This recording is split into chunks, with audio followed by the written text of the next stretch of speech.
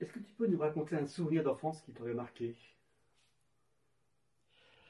À part le souvenir de l'école buissonnière, il faut que je le raconte celle-là. J'étais donc en classe avec mon père.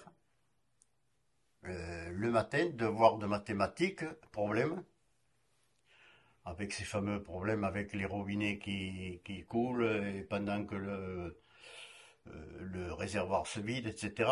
Et puis ça s'est mal passé. Et à midi, lors du repas, ben, j'avais toujours la même personne en face de moi. Et retapis, de nouveau grondé, bah, je suis parti. J'ai claqué la porte, je suis parti. Il y avait de la neige et je me rappelle que j'étais dans un talus au-dessus de, pas loin de l'école. Je voyais les camarades qui jouaient dans la cour et il faisait pas chaud. Et la voisine, Marie, m'a appelé vers 4 heures en me disant viens goûter, viens prendre quelque chose. Mais elle m'avait vu traîner. J'ai dit non.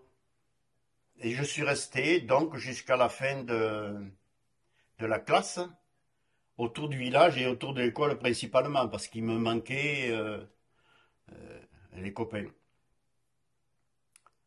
Ensuite, mon père a fait études et là, je suis rentré à la maison parce que la nuit tombait. Et ma mère m'a dit va te coucher. J'ai volé entre-temps un quignon de pain parce que j'avais faim. Et dans mon lit, je l'ai mangé.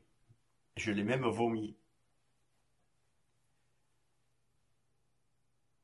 Donc ça, c'était à cette époque-là un mardi. Mercredi, à ce moment-là, il y avait école. D'habitude, on avait récitation.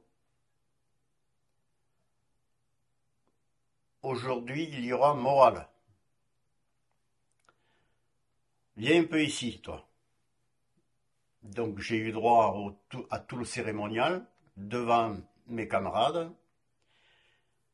Et comme punition, vous allez me le laisser en quarantaine dans le coin. Interdiction de lui parler. Interdiction de jouer avec lui. Sinon, c'est vous qui serez puni. C'est d'ailleurs arrivé à Noël qui venait me voir de temps en temps en passant à côté pour me jeter un clin d'œil. C'est le premier d'ailleurs qui m'a donné une cigarette, puisque ses parents vendaient des cigarettes dans le village. Il m'a fait goûter ma première cigarette qui était une Celtic. J'étais malade. Et je suis resté donc 40 jours de classe tout seul.